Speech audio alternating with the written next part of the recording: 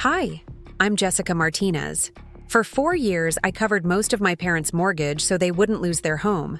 I turned my father's garage into my personal space and paid $1,800 every month without missing a single payment. Then my younger sister Chloe graduated college and decided she needed my room for her content creation studio.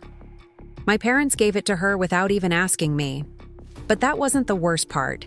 They told our entire extended family that I was being selfish for not wanting to share. They convinced everyone that I was blocking Chloe's career dreams. They even posted on social media about ungrateful older children who forget family comes first. Now I'm lying awake at night with one question burning in my mind. When you sacrifice everything for family, what happens when they decide your sacrifice isn't enough? What would you have done in my place? Drop a comment and let me know your thoughts. Before we jump back in, tell us where you're tuning in from, and if this story touches you, make sure you're subscribed, because tomorrow, I've saved something extra special for you. The Phoenix heat was already climbing past 90 degrees at 7 in the morning when I heard my mother's voice drifting through the thin walls of our ranch-style home. I was getting ready for work in my converted garage suite, the space I called home for the past 4 years, when her words stopped me cold.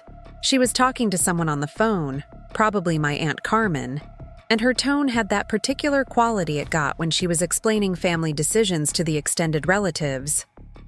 Chloe needs the space more than Jessica does right now, Mom was saying, and I could hear the kitchen cabinet closing as she moved around making her morning coffee. Jessica's established in her career, but Chloe is just starting out.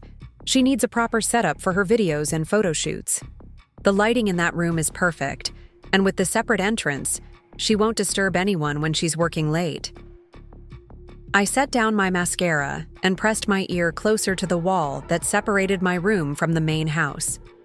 Working late. Chloe hadn't worked a day in her life unless you counted the occasional babysitting gig for the neighbors, which usually ended with her scrolling through TikTok while the kids entertained themselves. Jessica will understand, my mother continued, and there was something so final in her voice, so matter-of-fact, like my opinion wasn't even part of the equation. She's always been reasonable about family needs. Besides, she can take Chloe's old room. It's smaller, but she doesn't need all that space anyway. The brush slipped from my hand and clattered onto the bathroom counter. 4 years. 4 years. Of $1,800 monthly transfers from my checking account to theirs. 4 years of turning down apartments in Scottsdale that would have cut my commute in half. 4 years of explaining to friends why I lived with my parents at 28, why I couldn't host dinner parties or bring dates over without advance notice and family approval. I stared at myself in the mirror, seeing a woman who looked older than her years, stress lines forming around green eyes that used to be brighter. My dark hair was pulled back in the same practical ponytail I'd worn since high school, and I was dressed in the conservative blouse and slacks that made up my daily uniform at TechFlow Solutions. When had I become so predictable, so easily moved, around like furniture in my own home? The conversation in the kitchen was winding down, my mother's voice getting that satisfied tone she used when she felt she'd handled something particularly well. "I'll talk to Jessica tonight," she said, "but I'm sure she'll see that this is what's best for everyone." I walked back into my bedroom, really looking at it for the first time in months. The space my father and I had worked on together 4 summers ago, installing drywall and running electrical lines so I could have a proper home office. My grandfather's antique desk sat against the far wall, the one piece of furniture I'd insisted on keeping when we'd cleaned out his house after he passed. The built-in shelves Bob had constructed held my books, my marketing awards, and the framed photo of my college graduation where I stood alone because my parents had to leave early for one of Chloe's dance recitals. The separate entrance that had given me a sense of independence, a way to come and go without reporting my every movement to the family, was apparently now Chloe's biggest selling point. I could already picture her using it to sneak friends in and out, hosting the kind of parties that would wake the neighbors and embarrass my parents. at least until they found a way to blame me for not being a better influence on her. My phone buzzed with a text from Sarah, my college roommate and closest friend. "Coffee before work? You sound stressed lately and I have news about the promotion." I typed back quickly. "Can't today. Family meeting tonight, apparently. Call you later?" "Everything okay with the Martinez clan?" I stared at the question for a long moment, then deleted 3 different responses before settling on, "I'll explain later." The drive to work usually cleared my head, but today the familiar route through suburban Phoenix felt suffocating. Strip malls and chain restaurants blurred past as I sat in traffic, air conditioning blasting against the rising heat. Other people, my age, were buying their first homes, planning weddings, building lives that belonged to them. I was subsidizing my parents' mortgage while they gave away my personal space to my unemployed sister.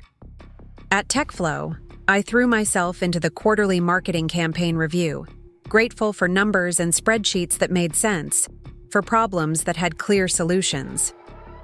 David Thompson, my supervisor, knocked on my cubicle wall around 11. "The Phoenix Business Journal presentation is next week," he said, settling into the chair across from my desk. "I'd like you to take the lead on it. The client specifically requested you after seeing your work on the Henderson account." This was exactly the kind of opportunity I'd been working toward, the recognition that could lead to the senior marketing specialist position that had just opened up. The position that came with a salary bump that would finally let me afford my own place again.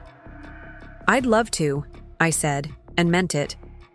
"I'll have the preliminary presentation ready by Thursday." "Great. And Jessica?" David's expression grew more serious. "I know it's not my place, but you've seemed distracted lately. If there's anything affecting your work performance, we should talk about it." I assured him everything was fine, but as he walked away, I realized how transparent I'd become. The family stress was bleeding into my professional life, the one area where I'd always maintained control and competence. Lunch was a protein bar eaten at my desk while I researched presentation, software, and competitor analysis. Around 3, my phone lit up with notifications from Instagram. Chloe had posted a series of stories from our house, showing off different rooms and talking about her exciting new project space. She'd tagged me in one of them, a video where she was gesturing toward my room and saying, "Soon this will be my creative headquarters. Can't wait to share what we're building here." The comments were already rolling in. "So excited for your new content. Your family is so supportive. Living your dream, girl." I screenshotted everything, though I wasn't sure why. Preparing and narrating this story took us a lot of time, so if you are enjoying it, subscribe to our channel. It means a lot to us. Now back to the story. Some instinct telling me to document this, to keep records of how casually my life was being rearranged for public consumption. The rest of the workday crawled by. Every email felt like an interruption, every meeting like a delay, keeping me from the confrontation I knew was waiting at home. By 5:30, I was sitting in my car in the TechFlow parking lot, engine running, air conditioning on full blast, trying to summon the energy for what was coming. The house looked the same as always when I pulled into the driveway. Single story, ranch with desert landscaping and a red tile roof, identical to dozens of others in our planned community. But something felt different, like the very walls had shifted while I was gone. My separate entrance, the door that led directly into my space, seemed smaller somehow, less like a symbol of independence and more like an afterthought. Inside, the family was already gathering in the living room. Mom had changed from her real estate agent blazer into casual clothes, and Dad was still in his work jeans, construction dust on his boots. Chloe lounged on the sectional sofa, scrolling, through her phone with the kind of casual confidence that comes from never having to worry about consequences. "Jessica, perfect timing," Mom said, setting down her iced tea. "We need to talk about some changes around here." I remained standing, my purse still slung over my shoulder like I might need to make a quick exit. I heard you on the phone this morning. Mom had the grace to look slightly embarrassed, but she recovered quickly. Then you know what this is about. Chloe has some really exciting opportunities coming up, and she needs a proper workspace. My room. Your room, Chloe corrected, not looking up from her phone, is technically part of Dad's garage. I need the natural light and the separate entrance for my content creation. My followers are expecting some major upgrades to my production quality. Your followers, I repeated slowly. I have over 3,000 now, she said, finally looking up with the kind of proud smile usually reserved for actual accomplishments. And my engagement rate is climbing every week. This could really turn into something big. Dad cleared his throat, the sound he made when he wanted to say something but wasn't sure how to phrase it diplomatically. The thing is, Jessie, we know you'll understand. You've always been the reasonable one in the family. Reasonable. The word sat bitter in my mouth. Reasonable meant I was the one who moved back home when Dad hurt his back on the construction site, and workers' compensation didn't cover the mortgage payments. Reasonable meant I was the one who gave up my downtown loft with the city view and the 15-minute commute to work. Reasonable meant I was the one who contributed more to the household expenses than anyone else, but somehow had the least say in household decisions. Where exactly am I supposed to live? I asked. Chloe's room is perfectly fine, Mom said quickly. It's just a little smaller, but you don't need all that space anyway. And you won't have to deal with the noise from the street or the early morning sun. Chloe's room was half the size of mine, with one small window that faced the neighbor's wall and no separate entrance. It was the room of a teenager, not a working adult who paid the majority of the family's housing costs. I converted that garage space with Dad, I said, keeping my voice level. We insulated it, ran electrical lines, installed proper flooring. I've been paying for this house for 4 years. You've been helping with the house, Mom corrected. We all contribute in different ways. $1,800 a month isn't helping. It's covering the mortgage. Chloe finally set down her phone, sensing the shift in tone. It's not like you're going to be homeless, Jess. You're being dramatic. Dramatic. Another word that had followed me through childhood, used every time I expressed frustration or disappointment with family decisions that affected my life but excluded my input. When is this supposed to happen? I asked. This weekend, Dad said quietly. We figured it would be easier to get it done quickly, like ripping off a Band-Aid. This weekend, they'd planned my eviction from my own room, scheduled it, prepared for it, announced it to extended family and social media, all without once asking what I thought about it. I walked to the sliding glass door that led to our backyard, looking out at the pool where we'd hosted countless family gatherings, where I'd listened to relatives praise Chloe's creativity and potential while treating my steady income and family contributions as background noise. The desert evening was painting the sky deep orange, and somewhere in the distance, a dog was barking with the kind of persistence that suggested no one was paying attention. I need some time to think about this, I said finally. There's nothing to think about, Chloe said, her voice taking on the whiny edge it got when she didn't immediately get what she wanted. Mom and Dad already decided. You're just being selfish. Selfish. The final word in the trinity of family accusations. Dramatic, unreasonable, and selfish. The 3 adjectives that had been used to dismiss my feelings since childhood, weaponized. Whenever I dared to suggest that my needs might matter as much as anyone else's. I turned back to face them, these 3 people who shared my DNA and my address, but who apparently saw me as nothing more than a convenient funding source with inconvenient opinions. I'm going out, I said. I'll be back later. Jessica, Mom called as I headed for the door. Don't make this harder than it needs to be. But I was already walking toward my car, my separate entrance, my space that would soon belong to someone else.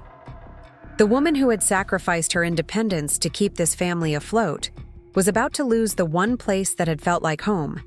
and somehow I was the one being accused of making things difficult. The engine started on the first try, and I backed out of the driveway without looking back at the house. For the first time in 4 years, I had nowhere to go that was truly mine. And the weight of that realization was heavier than the desert heat pressing down on the city around me. Desert Bloom Cafe sat on the corner of Ray Road and Rural, a local coffee shop that had somehow survived the invasion of corporate chains through sheer stubbornness and genuinely good espresso. I'd driven there without thinking. Muscle memory, taking me to the one place in Phoenix that felt neutral, where I could sit and process what had just happened without family photos staring down at me or the weight of expectation pressing against my shoulders. Sarah was already waiting in our usual corner booth, her laptop open and her auburn hair twisted into a messy bun that somehow looked effortlessly stylish. She worked in graphic design for a marketing firm downtown, and we'd maintained our friendship through college and beyond by meeting here every few weeks to decompress about work, relationships, and life in general. Today, I needed her perspective more than ever. "You look like someone just canceled Christmas," she said as I slid into the booth across from her, setting down my iced coffee with shaking hands. I told her everything, about the overheard phone conversation, about Chloe's social media announcement, about the casual way my parents had decided to redistribute our living space without consulting the person who actually paid for it. Sarah listened without interrupting, her expression growing increasingly incredulous as the story unfolded. "Wait," she said when I finished. "You pay $1,800 a month toward their mortgage?"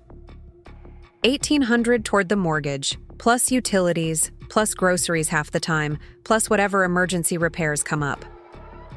The numbers felt heavier when I said them out loud, more real somehow. It started 4 years ago when Dad got hurt at work.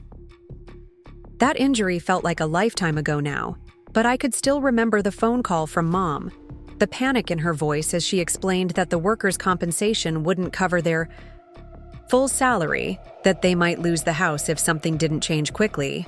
I'd been living in a beautiful one-bedroom loft in downtown Phoenix at the time, paying $1,200 a month for a space that was entirely mine, with floor-to-ceiling windows and a view of the mountains that made the rent feel worthwhile. "It was supposed to be temporary," I continued, tracing patterns in the condensation on my glass. "Dad was supposed to heal up and get back to full-time work within a few months. I was supposed to help them through the rough patch and then get back to my own life. But Dad's back never fully healed. Oh, he returned to work, but at reduced hours and lighter duties that came with correspondingly lighter paychecks.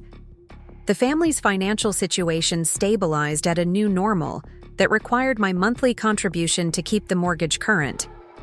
And somehow, in the process, temporary became permanent, and my help became expected rather than appreciated." "So you gave up your apartment," Sarah said, and it wasn't a question. "The lease was up for renewal, and the rent was going up again. It made sense financially." I could hear the justification in my own voice, the same reasoning I'd used 4 years ago to convince myself this was a smart decision.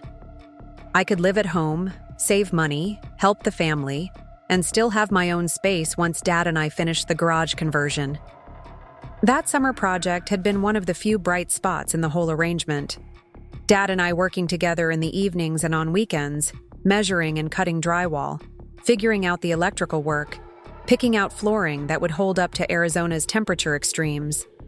He'd insisted on doing most of the physical labor despite his injury, stubborn pride making him push through the discomfort of crawling around installing baseboards and outlet covers.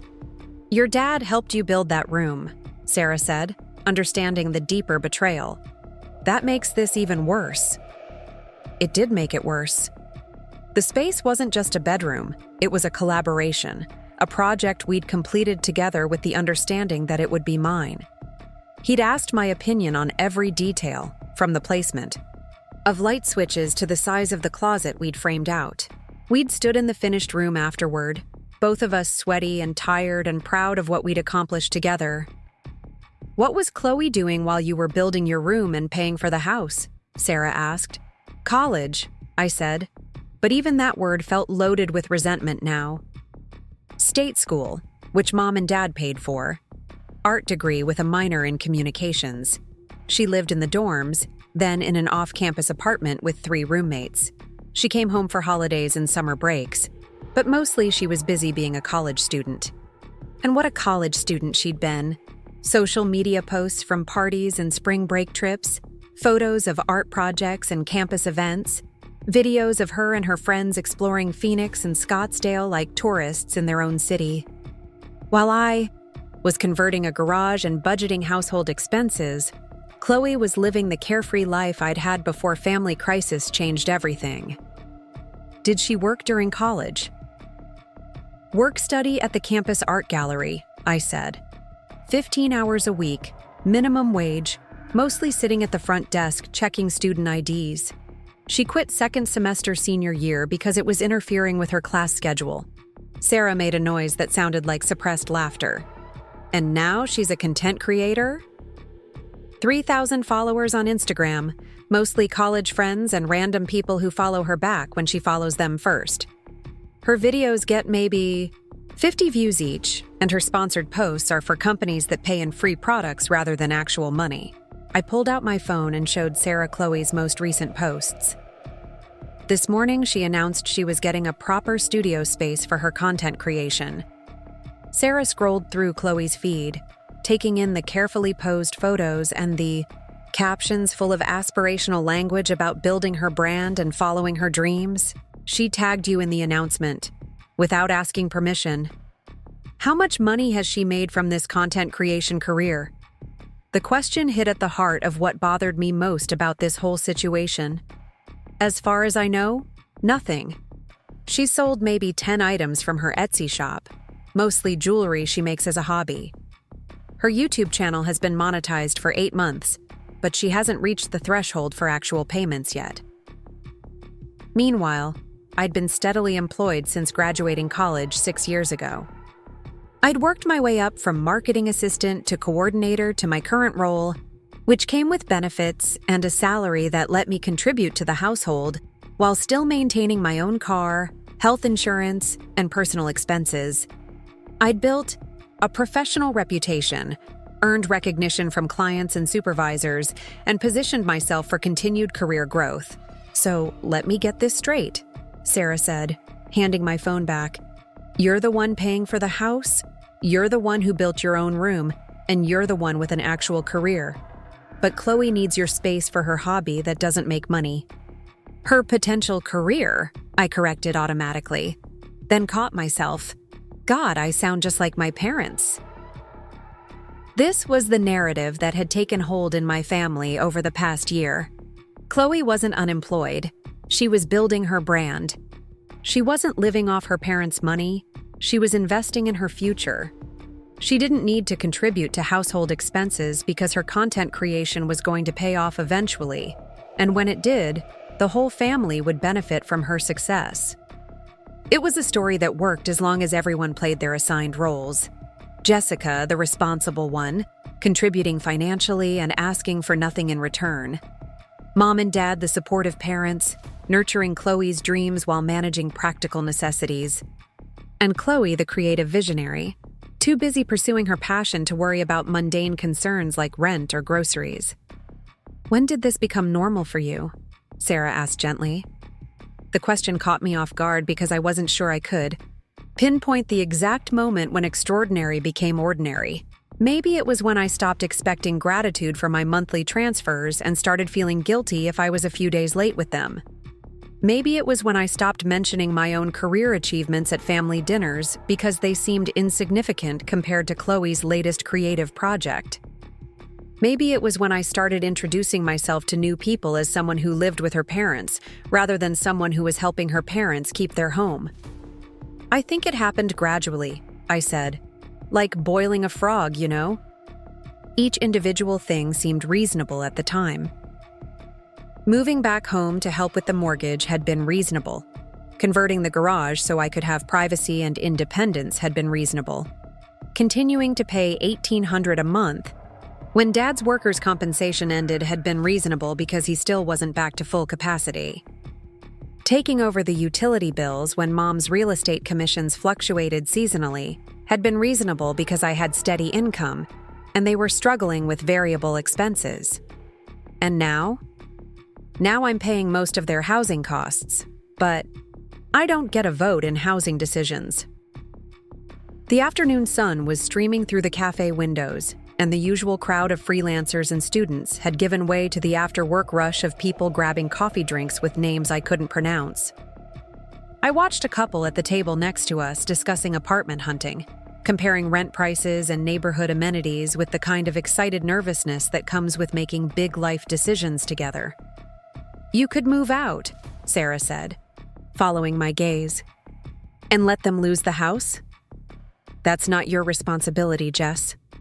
But it felt like my responsibility. It had been my responsibility for so long that I couldn't imagine what would happen if I suddenly stopped taking it on. Would Dad have to find a second job that his back couldn't handle?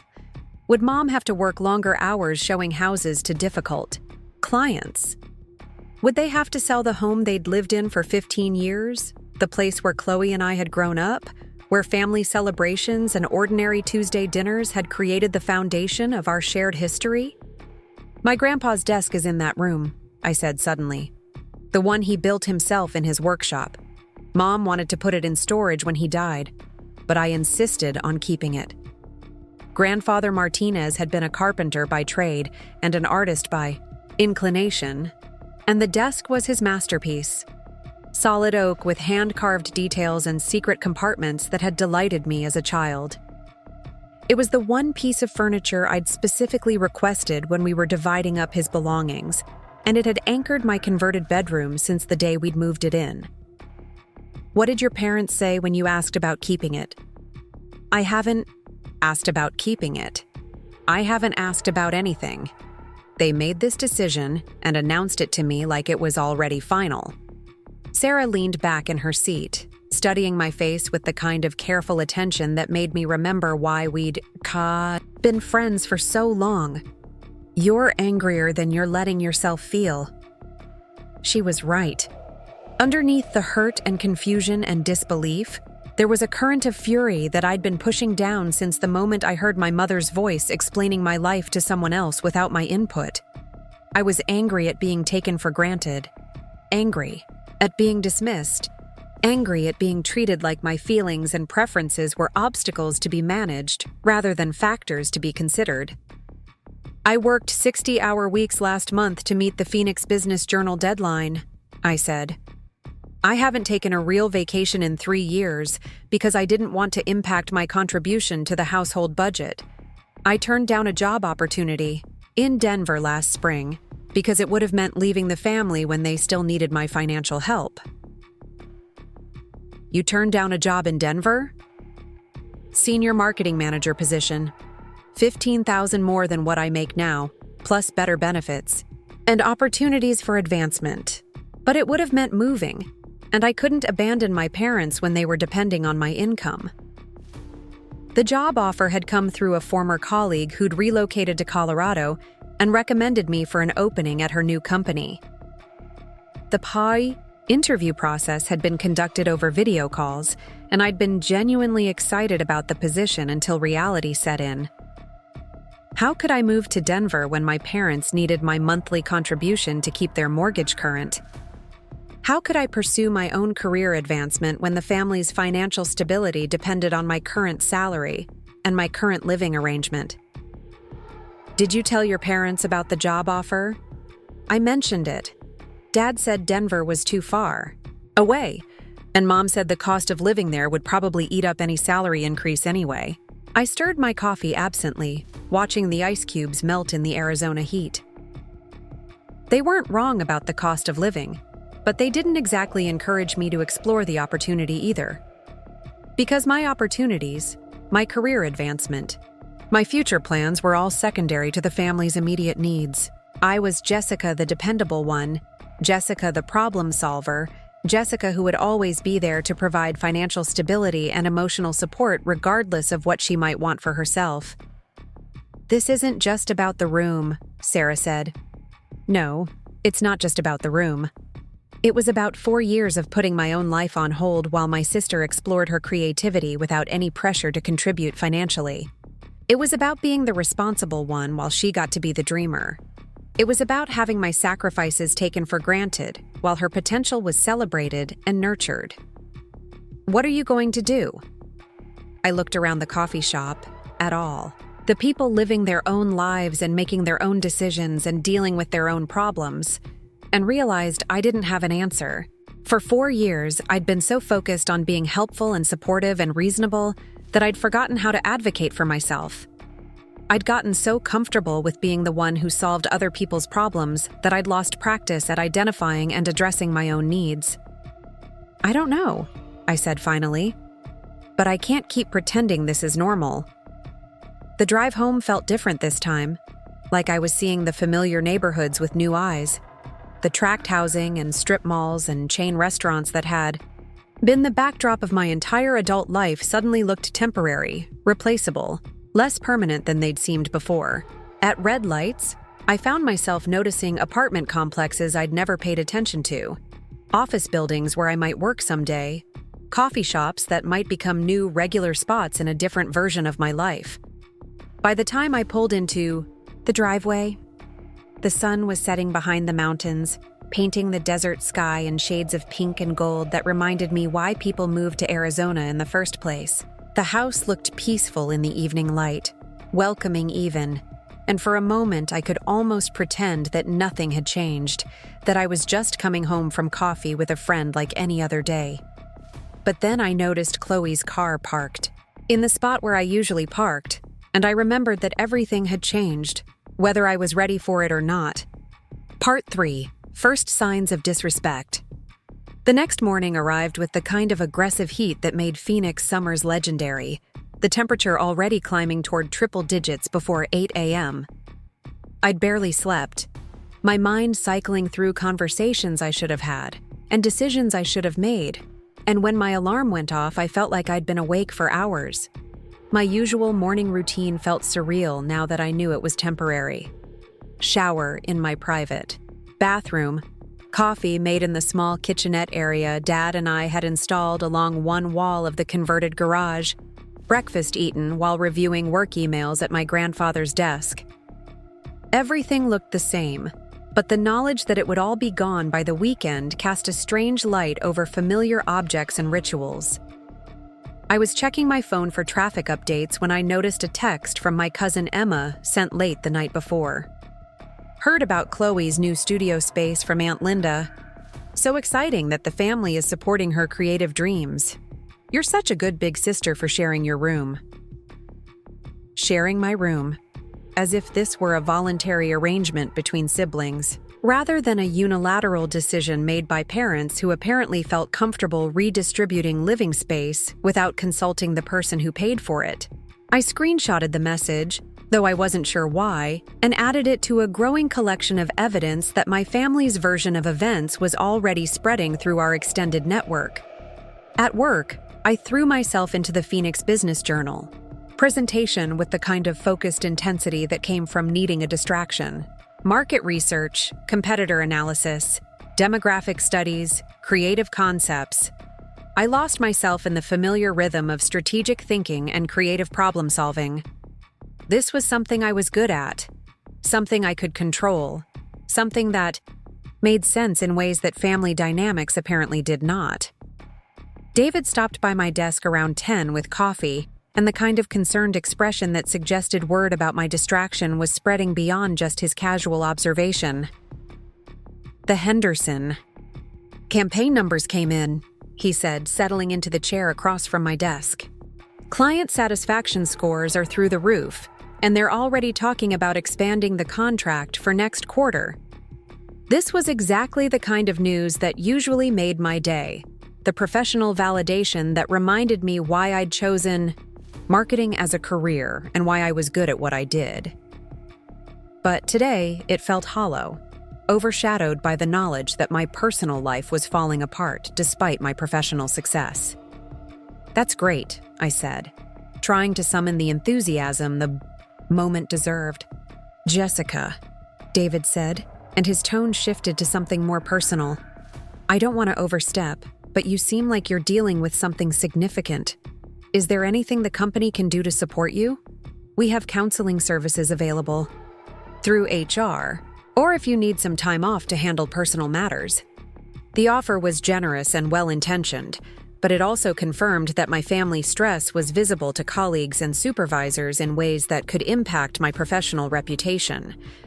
I couldn't afford to have personal problems interfere with my career, especially not when my career was the one area of my life where I maintained independence and respect.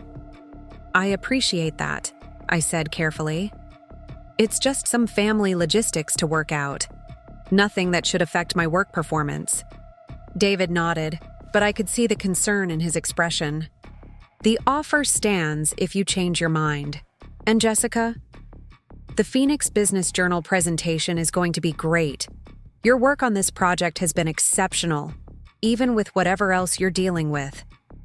After he left, I sat staring at my computer screen without really seeing it, thinking about the conversation and what it revealed about how family stress was bleeding into professional spaces.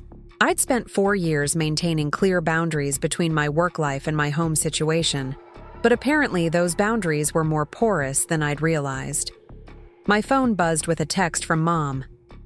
Chloe's friend Maya is coming over this afternoon to help plan the room setup. They'll need to take some measurements and photos. Can you make sure your personal items are organized so they're not in the way? I read the message 3 times, each reading making me angrier than the last. Not only had my parents decided to give away my room without consulting me, but now I was expected to facilitate the transition by organizing my belongings for the convenience of Chloe's friends. The casual assumption that I would cooperate with my own displacement was breathtaking in its presumption. I typed and deleted several responses before settling on something neutral. I'll be at work until 6. My personal items will remain where they are until we discuss the timeline for this transition. Mom's response came back immediately. Don't make this difficult, Jessica. We're all trying to do what's best for the family. What's best for the family? The phrase that had been used to justify every decision that impacted my life over the past 4 years. What's best for the family meant I should move back home to help with the mortgage. What's best for the family meant I should turn down job opportunities that would require me to relocate. What's best for the family meant I should give up my private space so Chloe could pursue her content creation dreams. But somehow, what's best for the family never seemed to include consideration of what might be best for me. I managed to focus on work for the rest of the morning, but lunch brought another round of family communications that made concentration impossible. This time it was a group text that included me, my parents, and Chloe, apparently intended to coordinate the logistics of the room transition. Maya and I measured the space this afternoon, Chloe had written. We're going to need the desk moved out to make room for my lighting setup. Also, the built-in shelves will work perfectly for my product displays, but I'll need them cleared off by Saturday. My grandfather's desk, the built-in shelves that Dad and I had planned and installed together, specifically designed to hold my books and marketing awards and personal mementos. Chloe was talking about clearing them out, like they held someone else's belongings, rather than the possessions of the person who'd been living in that space for 4 years. The desk has sentimental value, I replied to the group text. It belonged to Grandpa Martinez. I know, Chloe responded. Mom said you can move it to the main house somewhere. Maybe the living room corner where the plant stand is now.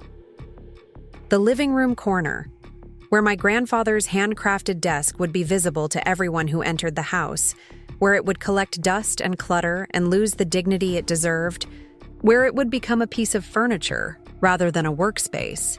The desk where I'd written college papers and job applications and marketing proposals, where I'd video called friends and balanced my budget and planned for a future that apparently didn't include having my own space. We need to discuss this.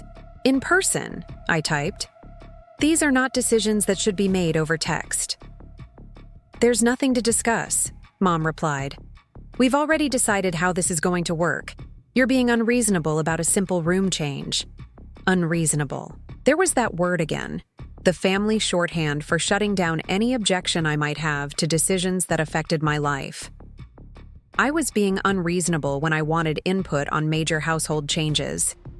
I was being unreasonable when I expected gratitude for my financial contributions. I was being unreasonable when I suggested that the person paying $1,800 a month toward the mortgage might deserve some consideration in housing arrangements. The afternoon passed in a blur of forced productivity and simmering resentment. Every time my phone buzzed with a notification, I expected another family text about room measurements or furniture arrangements or timeline coordination. But instead, around 4 o'clock, I received a direct message on Instagram from someone I didn't recognize. Saw Chloe's posts about her new studio space. So cool that your family is supporting her influencer career. My sister would never be that generous with sharing space. Then another message, this time from a college friend I hadn't heard from in months. Love seeing families support each other's dreams. Chloe is so lucky to have such an understanding sister. And another, from a neighbor who lived 3 streets over. Your mom mentioned at book club that you're helping Chloe set up her content creation space. What a sweet big sister thing to do. The narrative was spreading, carefully crafted and strategically distributed, painting me as the generous sibling who was voluntarily sharing my space to support my sister's dreams. No mention of the 4 years of mortgage payments, no acknowledgement that this was happening without my consent. No recognition that I might have feelings about losing my private space to subsidize someone else's hobby. I was being rewritten in real time, transformed from financial contributor to supporting character in Chloe's story of family support and creative ambition. My role was to be understanding, generous, selfless, everything except autonomous. By the time I left work, I was too angry to drive straight home. Instead, I found myself at Target, wandering the aisles without any particular purpose, letting the fluorescent lights and air conditioning and mundane retail therapy calm my nerves. I bought storage containers I didn't need and a new planner I would never use, small acts of consumer rebellion against a day that had left me feeling powerless. The parking lot was still radiating heat when I finally headed home, and I sat in my car for a few minutes before going inside, trying to prepare myself for whatever family dynamics awaited me. Through the living room window, I could see Chloe and her friend Maya sitting on the couch, laptops open, apparently planning the transformation of my space into her creative headquarters. Inside, the house felt different already, charged with the energy of change and anticipation that had nothing to do with me. Mom was in the kitchen making dinner, and she looked up when I walked in with the kind of bright, determined smile that suggested she was prepared to steamroll through any objections I might raise. "How was work?" she asked, stirring something. That smelled like enchiladas. "Fine," I said, setting down my Target bags. "We need to talk about this room situation." "Maya has some wonderful ideas for Chloe's setup," Mom continued as if I hadn't spoken. "She works in social media marketing, so she understands what Chloe needs to take her content to the next level." In the living room, I could hear Chloe and Maya discussing lighting angles and background aesthetics, their voices animated with the kind of excitement that comes from planning something new and ambitious. They were talking about my space like it was already theirs, making decisions about furniture placement and equipment setup, without any apparent awareness that someone else currently lived there. "Mom," I said more firmly, "we need to discuss the timeline and logistics of this change. I haven't agreed to give up my room." Mom's stirring slowed, and when she looked at me, her expression had shifted from bright enthusiasm to something more calculating. "Jessica, honey, you're being selfish about this. Chloe has a real opportunity here, and all we're asking is for you to be flexible about your living arrangements." Selfish. The second word in the family trinity of dismissal, deployed whenever I dared to suggest that my needs might matter as much as anyone else's. I was being selfish when I wanted to keep the space I'd helped create and had been paying to live in. I was being selfish when I expected to be consulted about major changes that affected my daily life. "I'm not being selfish," I said, keeping my voice level despite the anger building in my chest. "I'm asking to be included in decisions that affect me." "You are included," Mom said, turning back to her cooking. "We're talking to you about it right now." But this wasn't a conversation. It was a notification. The decision had already been made, the timeline had already been established, and my role was to comply gracefully with arrangements that had been finalized without my input. From the living room came the sound of laughter, Chloe and Maya sharing some private joke about creative projects and future plans. They sounded young and optimistic, and completely unaware that their excitement was built on the displacement of someone else's life. I stood in the kitchen doorway for a moment, looking at my mother stirring enchiladas while dismissing my concerns, listening to my sister planning her takeover of my personal space, and realized that this was how it had always been. My contributions taken for granted, my preferences treated as inconveniences, my voice relegated to background noise in a family that valued my financial support, but not my actual presence. The woman who had sacrificed her independence to keep this family financially stable was about to lose the one space that had made that sacrifice bearable. And somehow, she was the one being accused of selfishness. Authorine Part 4. The discovery begins. Friday morning brought with it the kind of desert heat that made stepping outside feel like opening an oven door. But inside our house, the temperature had nothing to do with the weather. I woke to the sound of furniture being moved around in the main part of the house, scraping and bumping noises that suggested the room transition was already underway, despite my repeated attempts to slow down the process.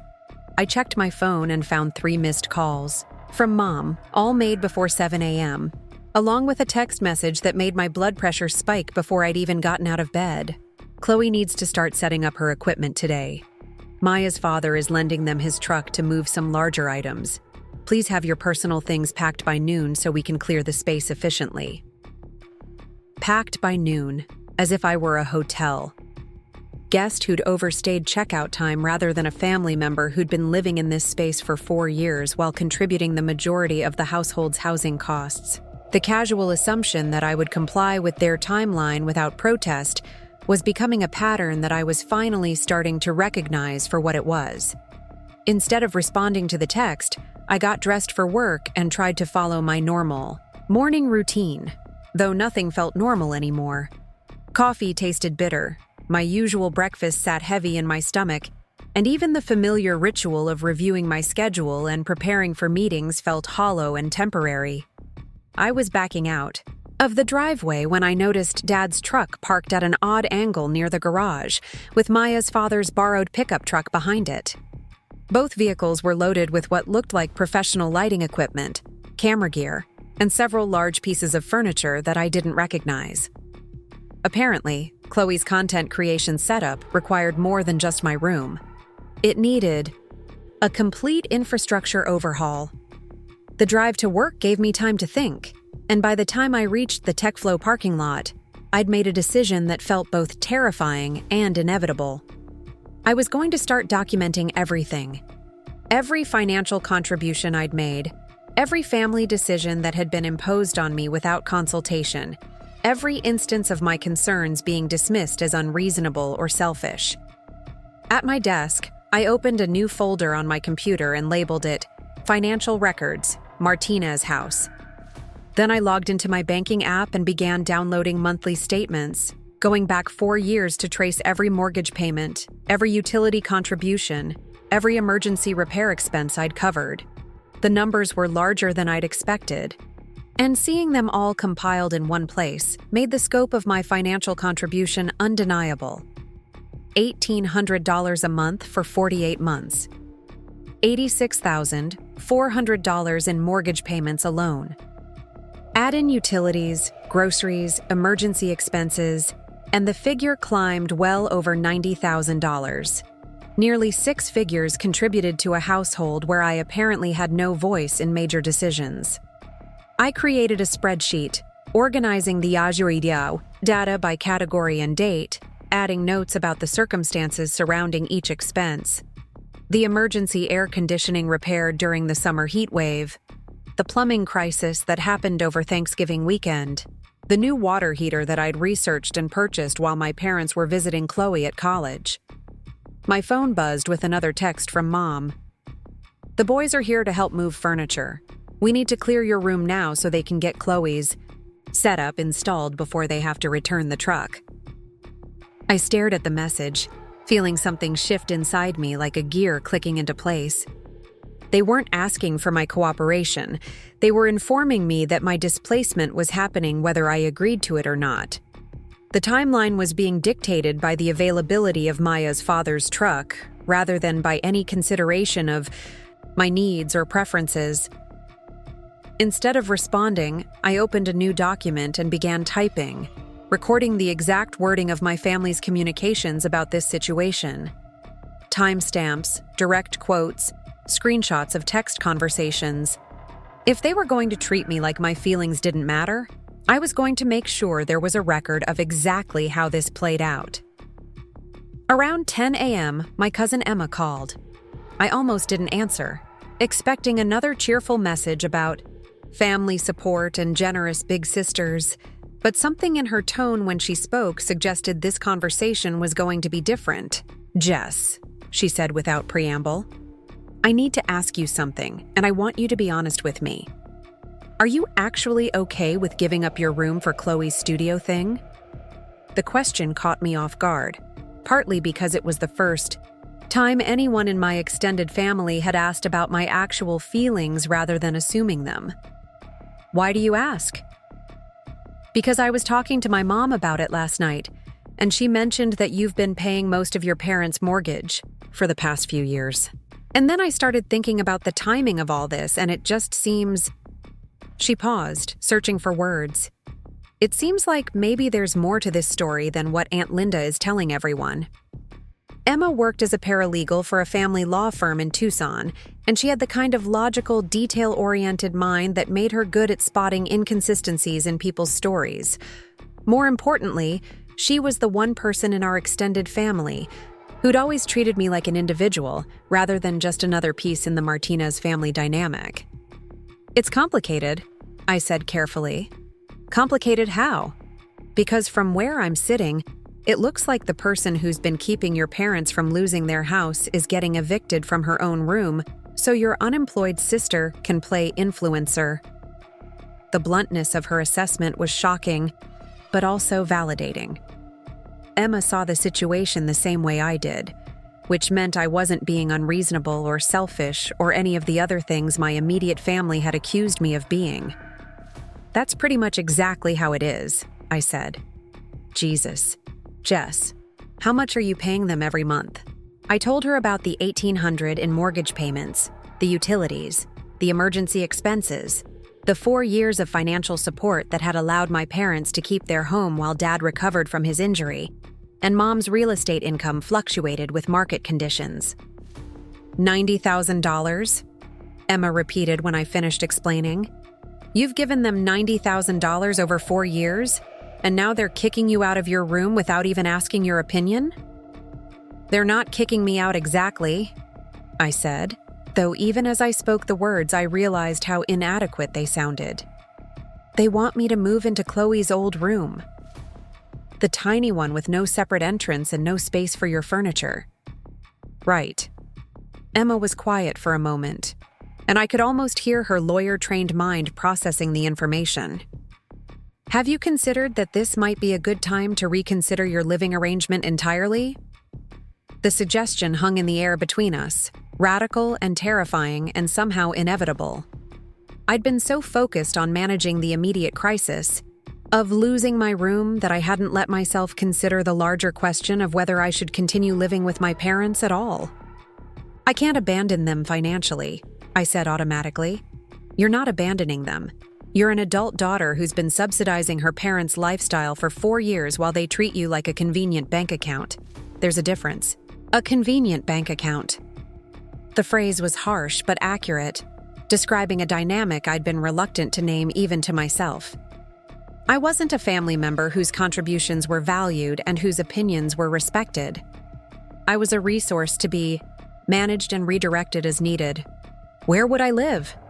"Anywhere you want," Emma said. "You've got a good job, a clean credit history, and apparently enough disposable income to cover an $1,800 mortgage payment every month. You could get a really nice apartment with that kind of budget." After we hung up, I sat at my desk staring at the spreadsheet of financial contributions, seeing them with new eyes. Emma was right. I could afford a nice apartment with the money I'd been sending to my parents every month. I could have my own space again, my own rules, my own furniture arranged the way I wanted it. My phone buzzed with a photo message from Chloe, showing my room in the process of being transformed. My grandfather's desk had been moved out, leaving a strange, empty space against the wall where it had anchored the room for 4 years. The built-in shelves Dad and I had constructed together were being emptied, my books and awards and personal mementos stacked in cardboard boxes that sat haphazardly on the floor. But what made my hands shake as I held the phone wasn't just seeing my space being dismantled. It was the caption Chloe had added to the photo. "Major glow-up happening. Can't wait to show you guys the before and after of my new creative space. Shout out to my amazing family for making this dream possible." Amazing family, making this dream possible. As if my displacement were a generous gift rather than a unilateral decision imposed without my consent. As if the room had been empty and waiting for her rather than occupied by someone who'd been living there while financially supporting the household. I screenshotted the image and its caption, adding it to my growing collection of documentation. Then I scrolled through Chloe's Instagram stories, watching her document the transformation process in real time for her 3,000 followers. Video after video showed the progress, my belongings being boxed up, her lighting equipment being assembled, her friend Maya directing the placement of cameras and backdrops. In one video, Maya could be heard saying, "This space is going to be perfect for your content. The natural light is incredible, and having the separate entrance means you can film at any time without disturbing anyone." The separate entrance. The feature that had given me independence and privacy for 4 years was now being celebrated as a convenience for Chloe's filming schedule. The irony was so sharp it almost made me laugh, except nothing about this situation was funny. I called Sarah during my lunch break, needing to hear a voice that wasn't connected to family drama and housing disputes. "They're actually doing it right now," I told her, describing the photos and videos that had been documenting my eviction in real time. Chloe's treating it like some kind of home makeover reveal for her social media. "While you're at work and can't even be there to supervise what happens to your stuff?" "While I'm at work, yes. My grandfather's desk is sitting in the living room now, apparently. Dad texted me a picture of it crammed into the corner where Mom's plant stand used to be. The image of my grandfather's beautiful handcrafted desk, reduced to awkward living room furniture, made something twist painfully in my chest.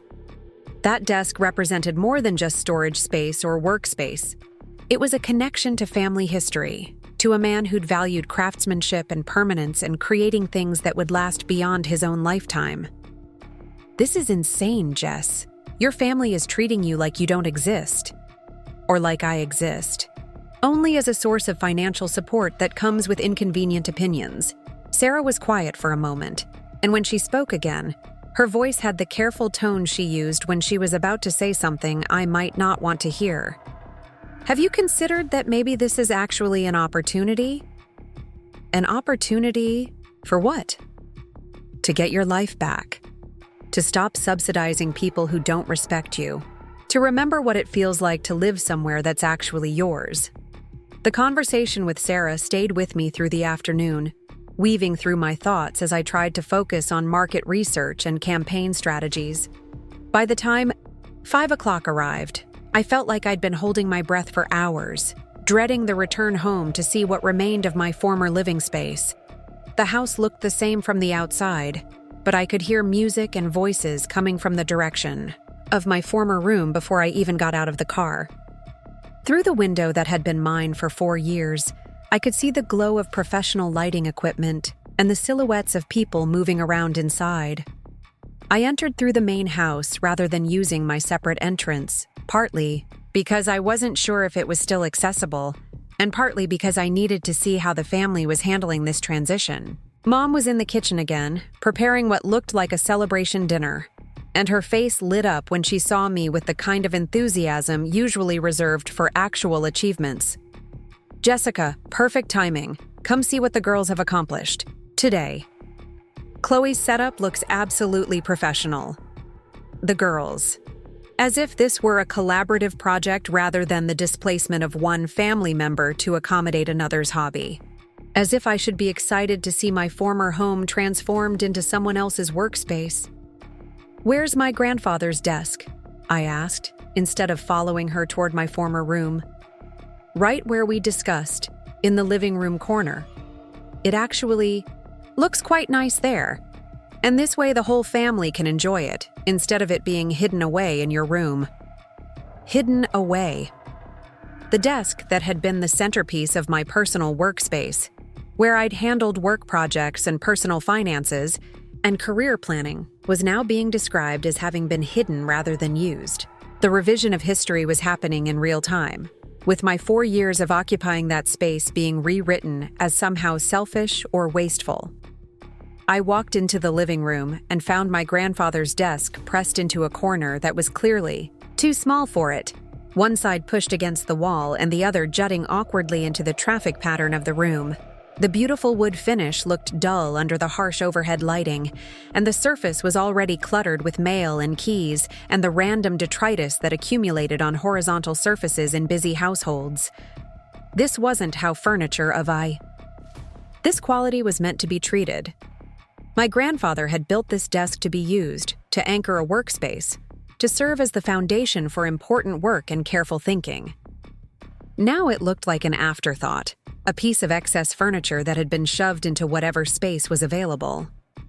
"It doesn't fit here," I said, running my fingers along the carved edge that had taken my grandfather months to complete. "It fits fine," Mom replied, though she was clearly avoiding looking directly at the awkward placement. "We just need to get used to the new arrangement." From my former room came the sound of laughter and conversation, Chloe and Maya celebrating their successful transformation. I could hear my sister describing her vision for different types of content, the lighting setups she wanted to try, the brand partnerships she hoped to attract now that she had a professional-looking space. "Can I see the room?" I asked. Mom's expression shifted slightly, becoming more guarded. "Of course, but remember that this is Chloe's space now. She's worked really hard to get everything set up perfectly."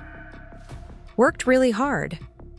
Chloe had worked hard to direct other people in moving furniture and installing equipment in a space that had been cleared for her use. Meanwhile, I had worked hard for 4 years to pay for the house that made this room possible in the first place. I walked toward my former space, feeling strange about approaching through the main house rather than using the separate entrance that had been my daily routine for so long. The door was open, and I could see immediately that the room had been completely transformed. The walls that Dad and I had painted a soft blue-gray were now covered with white backdrop paper and professional lighting rigs. My built-in shelves, which had held books and marketing awards and personal mementos, were now displaying Chloe's jewelry-making supplies and photography props. The corner where my bed had been was now occupied by a white desk and chair setup that looked like it had been ordered from an online influencer starter kit. "What do you think?" Chloe asked, looking up from where she was adjusting a ring light. "Maya and I have been working on this all day. It's going to completely change the quality of my content." I looked around the room that had been my sanctuary for 4 years, trying to find some trace of the space where I'd lived and worked and found peace after long days at the office. But every familiar element had been removed or covered or repurposed. Even the scent was different, overlaid now with the chemical smell of new equipment and the vanilla candles Chloe apparently used to create atmosphere for her photos. "It's very different," I said carefully. "Different good or different bad?" Maya asked, and I could hear the slight edge in her voice that suggested she was prepared to defend their work. Just different. But it wasn't just different, it was erased. 4 years of my life in this space had been eliminated so thoroughly that standing in the doorway felt like looking at a room I'd never seen before. The careful attention Dad and I had paid to creating a comfortable living environment had been replaced by the stark functionality of a photography studio. "Where are my things?" I asked. "Mostly in boxes in Chloe's old room," Mom said from behind me. "We saved everything carefully. You can unpack and get settled whenever you're ready." Chloe's old room. The space that was barely large enough for a twin bed and a small dresser, with one tiny window and no separate entrance, and walls so thin you could hear every conversation in the main house. The room of a teenager, not a working adult who contributed $1,800 a month to the household budget. "Can I see it?" Mom led me down the hallway to the room that was now supposedly mine, opening the door to reveal a space that looked exactly like what it was. A high school student's bedroom that had been hastily cleared out to make room for an unwilling occupant. Chloe's old posters had been removed, leaving rectangular patches of unfaded paint on the walls. Her furniture had been replaced with a single twin bed that looked lost in the middle of the room, and a small nightstand that wouldn't have been adequate storage even for a teenager. My belongings were indeed stacked in boxes along one wall. Everything I'd accumulated over 4 years of adult living reduced to cardboard containers labeled with black marker. Books, clothes, office supplies, personal items. My entire life in my former room condensed into storage units that looked temporary and somewhat pathetic in the harsh overhead light. "I know it's an adjustment," Mom said, "but you'll be comfortable here. And think about how much this means to Chloe's future." Chloe's future. Always Chloe's future. Her potential. Her dreams. Her opportunities. Never Jessica's future, or Jessica's dreams, or Jessica's need for space and privacy and dignity. I was 28 years old, contributing the majority of the household's housing costs, and I was being expected to be grateful for a teenager's bedroom because it served someone else's ambitions. "I need some air," I said, walking back toward the front door. "Dinner will be ready in 30 minutes, Mom called after me. "We're having your favorite enchiladas to celebrate Chloe's new setup." To celebrate. A celebration dinner for the elimination of my personal space and the reduction of my living situation to something appropriate for a high school student. I wondered if they expected me to be grateful, to participate enthusiastically in commemorating my own displacement. Outside, the desert evening was still brutally hot, but at least the air felt clean and unlimited compared to the claustrophobic atmosphere inside the house. I sat in my car with the engine running and the air conditioning blasting, trying to process what I'd just seen and felt. My phone buzzed with notifications from Instagram, Chloe's latest posts getting likes and comments from her followers. I opened the app and scrolled through the responses to her room transformation content. "Your family is so supportive." "Goals. I wish my sister was as generous as yours." "Can't wait to see what kind of content you create in this amazing space." "Your parents raised you girls right. Family helping family." Every comment reinforced the narrative that had been constructed around this situation. Jessica, the generous big sister, willingly sharing her space to help Chloe achieve her dreams. Jessica, the selfless family member, putting her sister's career aspirations ahead of her own comfort. Jessica, the good daughter, supporting the family's decision to invest in Chloe's potential. None of the comments acknowledged that this arrangement had been imposed rather than chosen, that the generous sister had been paying most of the family's housing costs for 4 years, or that the celebrated room transformation had happened while I was at work and unable to supervise the handling of my personal belongings. I typed a comment on one of Chloe's posts, then deleted it before hitting send.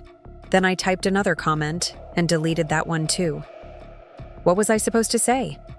That my sister was lying about my enthusiasm for this arrangement? That I'd been financially supporting the family while they planned this displacement behind my back? That I felt erased from my own life? Any response I made would be seen as unsupportive, jealous, or petty. The narrative had already been established, and my role in it was to be gracious and understanding, regardless of my actual feelings about the situation. Instead, I opened my banking app and looked at my account balance, calculating how much money I would have available each month if I weren't sending $1,800 to my parents. The number was significant enough to cover rent on a nice apartment, car payments, savings contributions, and the kind of lifestyle I'd been deferring for 4 years while prioritizing family financial stability. For the first time since this crisis began, I allowed myself to imagine a different version of my life. An apartment with my grandfather's desk positioned properly in a home office where it would be appreciated and used. A space where I could invite friends over without coordinating with family schedules. A living situation where my financial contributions would be reflected in my actual living conditions and decision-making power. The fantasy was appealing enough to be frightening, representing a level of independence I hadn't allowed myself to consider for so long that it felt almost foreign. But it also felt possible in a way that accommodation with my family no longer did. My phone rang, interrupting my thoughts. It was Emma, calling back after our earlier conversation. "I've been thinking about what you told me today," she said, without preamble. "And I think you should come stay with me for a few days while you figure out your next steps." "Emma, I can't just abandon my family." "You're not abandoning anyone. You're taking some space to think clearly about a situation that's affecting your entire life. Besides, from what you've described, they've already made their decisions without consulting you anyway." She had a point. My parents and Chloe had planned and executed this room transition without my input, creating a new normal that expected me to adapt without complaint. They'd established their priorities and made their choices. Maybe it was time for me to do the same. "I have vacation days saved up," I heard myself saying. "I could take a long weekend, maybe extend it to a full week." "Perfect. Drive down tomorrow after work. We'll order pizza, drink wine, and figure out what your options actually are when you're not feeling pressured to accommodate everyone else's needs." After we hung up, I sat in the car for a few more minutes, looking at the house where I'd lived for 4 years but which no longer felt like home. Through the windows, I could see my family moving around inside, probably preparing for the celebration dinner that was meant to commemorate Chloe's successful room acquisition. I could go inside and participate, pretend to be happy about an arrangement that made me feel invisible and unvalued. I could move my belongings into the inadequate teenager's bedroom and try to rebuild some version of my life in a space that represented a fundamental downgrade in every measurable way. I could continue to be reasonable and accommodating and financially supportive while my actual needs and preferences were treated as obstacles to be managed. Or I could start the engine and drive toward a different possibility, one that prioritized my own well-being for the first time in 4 years. The choice felt both terrifying and inevitable, but for the first time since this crisis began, it felt like my choice to make. Part 4. The confrontation attempt. The Starbucks on Baseline Road had become my temporary office by Saturday morning. A neutral space where I could think clearly while my family continued celebrating Chloe's successful room acquisition. I'd spent the night at a hotel near Sky Harbor Airport, needing distance from the house and time to process the complete transformation of my living situation without family pressure to be understanding about it. My laptop was open to apartment listings, and I'd already called 3 different complexes to schedule viewings for Monday. The math was simple and liberating. $1,800 a month could rent a beautiful 1-bedroom apartment in Scottsdale with mountain views and amenities that would make my current living situation look like exactly what it was, a temporary arrangement that had become permanent through inertia rather than choice. But before I could move forward with any major decisions, I knew I needed to have one last conversation with my parents. Not the kind of family meeting where they announced decisions they'd already made, but an actual discussion where I presented my perspective and gave them an opportunity to respond like adults who valued my contribution to their household. I texted Mom around 10 a.m. "We need to talk today.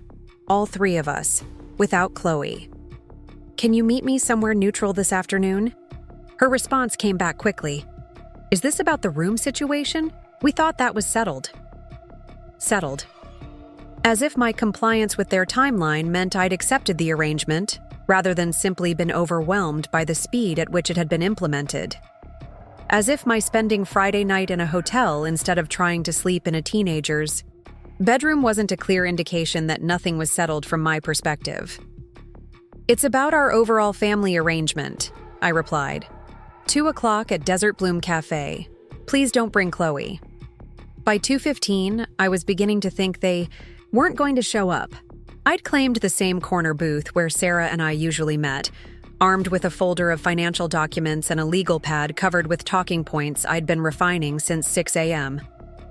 The conversation I was planning felt like the most important presentation I'd ever prepared, with stakes that extended far beyond quarterly marketing goals or client satisfaction metrics. Mom and Dad walked in together at 2:20, both looking like they were approaching an unpleasant but necessary medical procedure. Mom had changed from her casual Saturday clothes into the kind of business-appropriate outfit she wore for difficult real estate negotiations, while Dad looked uncomfortable in a button-down shirt that suggested this meeting had been discussed and prepared for. They slid into the booth across from me, and I could immediately see from their expressions that they'd decided on a strategy. Mom would take the lead with her real estate agent diplomatic skills, while Dad would provide supportive backup and occasional comic relief to diffuse tension. It was the same dynamic they'd used for family meetings since I was in high school, except now I was an adult who'd been financially supporting their household for 4 years. "Jessica, honey," Mom began, "we know you're upset about the room change, but you have to understand that this is really an investment in Chloe's future. Her content creation could turn into something significant, and having a professional setup is essential for building her brand." Investment in Chloe's future, professional setup, building her brand. The language was carefully chosen to make Chloe's hobby sound like a legitimate business venture rather than an expensive experiment funded by family money and enabled by my displacement. "Let's talk about investments," I said, opening my folder and pulling out the spreadsheet I'd prepared. "I've calculated my financial contributions to this household over the past 4 years." I slid the document across the table, watching their faces as they saw the numbers compiled in black and white. $1,800 monthly for 48 months. Utility contributions averaging $250 per month. Emergency expenses, grocery contributions, household repairs. The total was just over $96,000. $96,000, I said aloud. "That's what I've invested in this family over 4 years." Dad cleared his throat, the sound he made when he was stalling for time to think of a diplomatic response.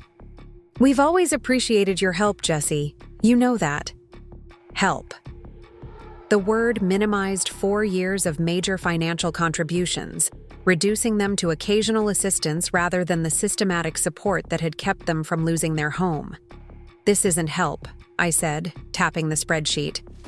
"This is me covering 60% of your housing costs for 4 years.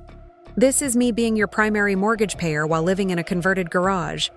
"It's not just a garage," Mom protested. "We put a lot of work into making that space comfortable for you." "Dad and I put a lot of work into it," I corrected. "And now you've given it to Chloe without asking me, even though I'm the one who's been paying for the house." Mom's diplomatic expression was starting to crack, revealing the irritation underneath. "You're being dramatic about this, Jessica. It's just a room change, not the end of the world." Dramatic. Right on schedule. I'd been expecting that word since the conversation began, the family shorthand for dismissing any emotional response I might have to decisions that affected my life. I'm not being dramatic. I'm pointing out that the person who's been paying the majority of your housing costs should have some input into housing decisions.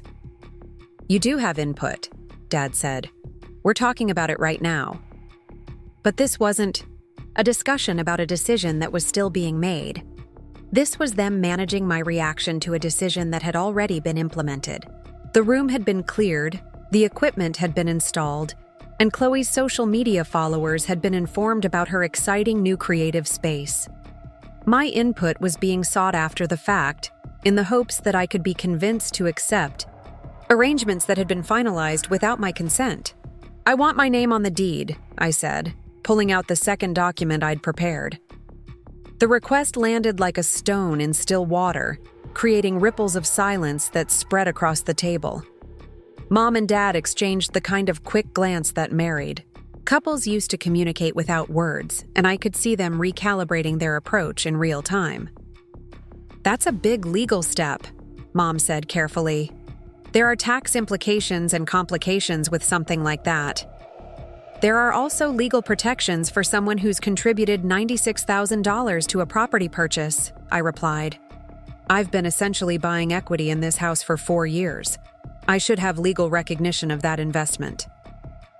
Dad shifted uncomfortably in his seat, his construction worker hands fidgeting with the salt shaker. "The house is going to stay in the family, Jesse. You don't need to worry about that." "Whose family?" I asked. Because apparently I don't get consulted about family decisions, even when they directly affect my living situation and financial contributions. The question hung in the air, more pointed than I'd intended, but addressing the core issue that had been bothering me since this crisis began. I was expected to function as a family member when it came to financial responsibility, but my actual voice in family decisions was treated as optional or inconvenient. "Of course you're family," Mom said, but her tone had a defensive edge. "Don't be ridiculous. Then why wasn't I consulted before you decided to give my room to Chloe?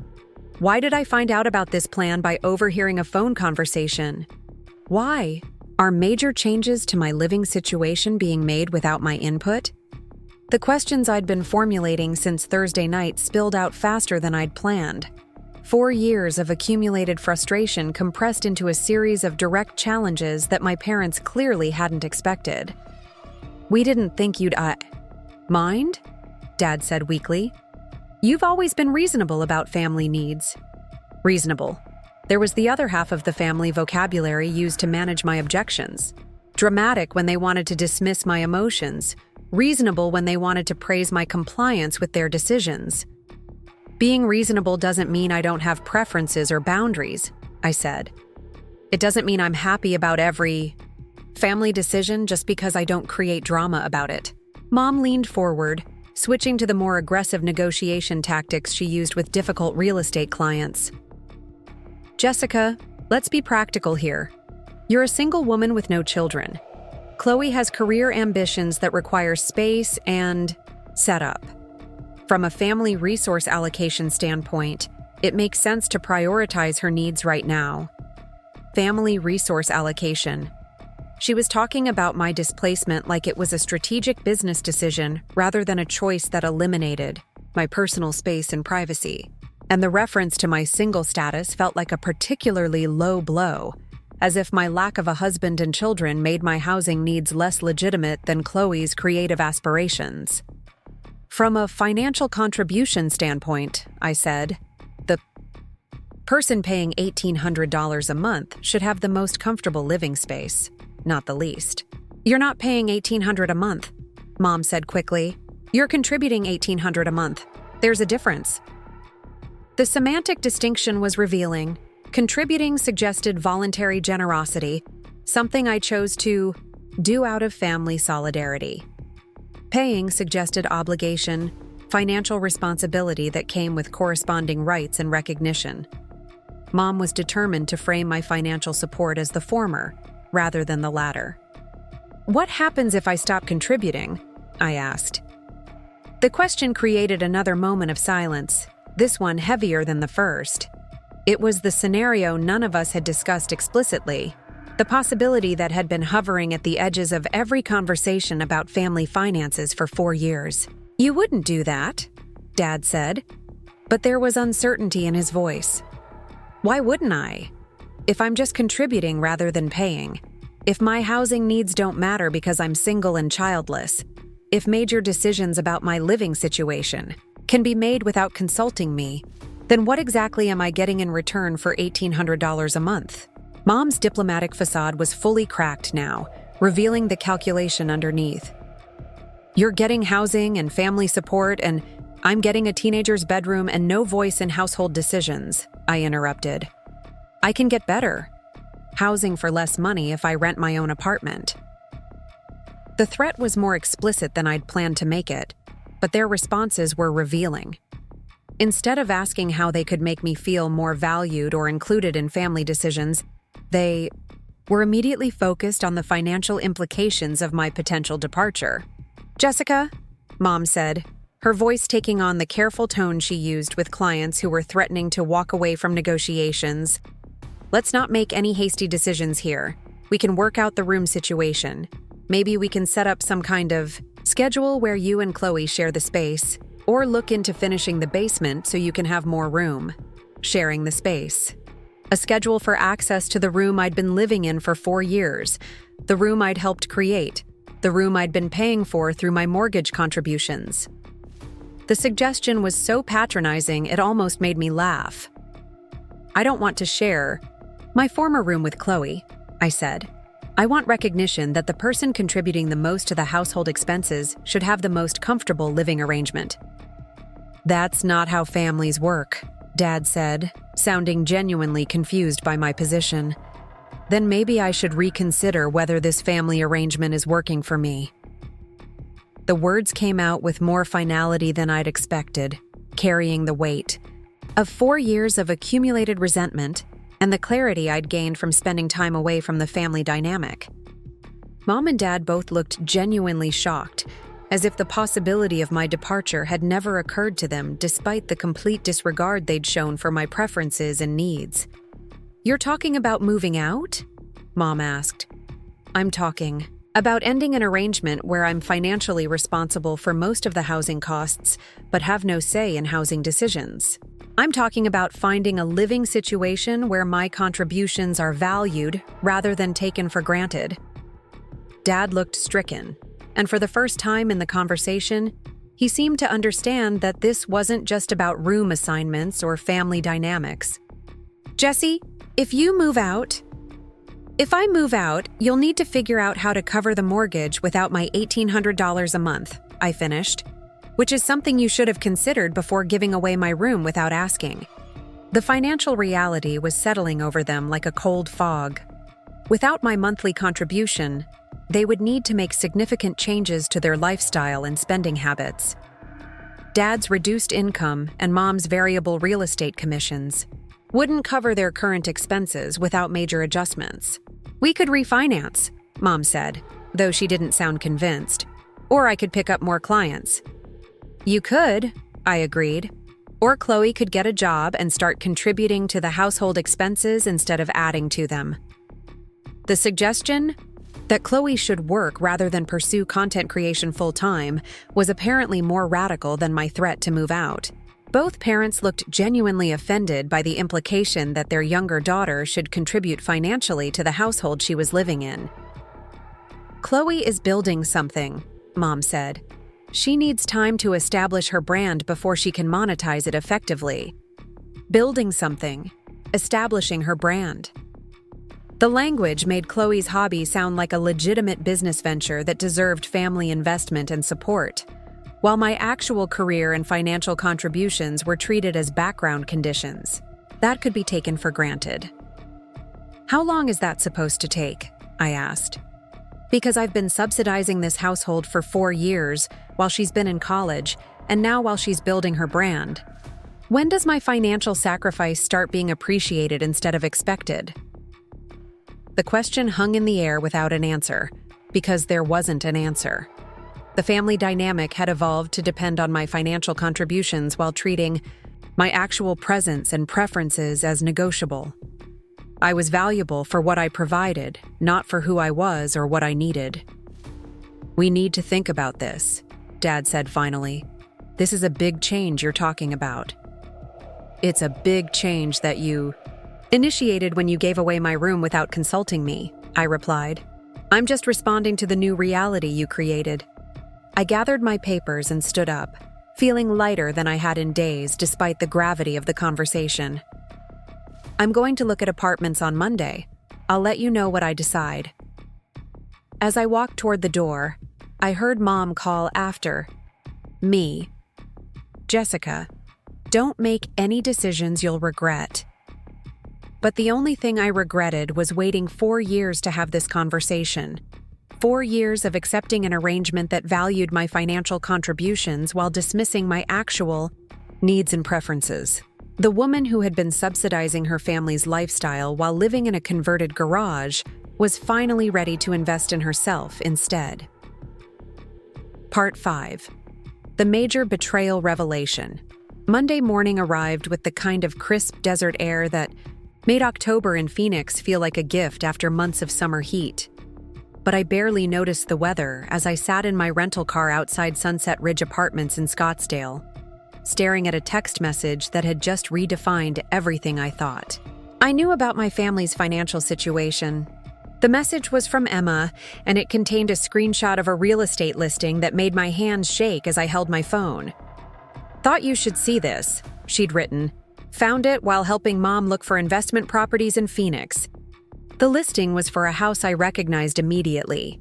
4237 Desert Willow Lane, my parents' address, my home for the past 4 years. But according to the real estate website, the house wasn't just occupied by the Martinez family. It was owned by Desert Bloom Properties LLC and had been operating as a rental property for the past 18 months. I read the listing 3 times, each reading making the implications clearer and more devastating. The house I'd been helping to pay the mortgage on wasn't mortgaged at all, at least not in the way I'd understood. It was owned by a limited liability company that was renting it to my parents, and based on the rental amount listed in the property details, they were paying significantly less than what I'd been contributing each month. My phone rang, Emma's name appearing on the screen before I could fully process what I'd discovered. "Did you see it?" she asked without preamble. "I saw it, but I don't understand it. How is our house owned by a company? And why is it listed as a rental property?" That's what I was wondering too, so I did some research. Emma's paralegal training had taught her how to investigate property records and corporate filings, skills that were apparently about to reveal information I'd never thought to look for. Desert Bloom Properties LLC was incorporated in Arizona 2 years ago. Want to guess who the registered agent is? I already knew, but I needed to hear it confirmed. My mother, Linda Martinez. Yes. And according to the property tax records, the house was transferred from your parents' individual ownership to the LLC about 18 months ago. Right around the time you would have been making your, let me calculate, 30th mortgage payment. 30 payments. 2.5 years of $1,800 monthly transfers.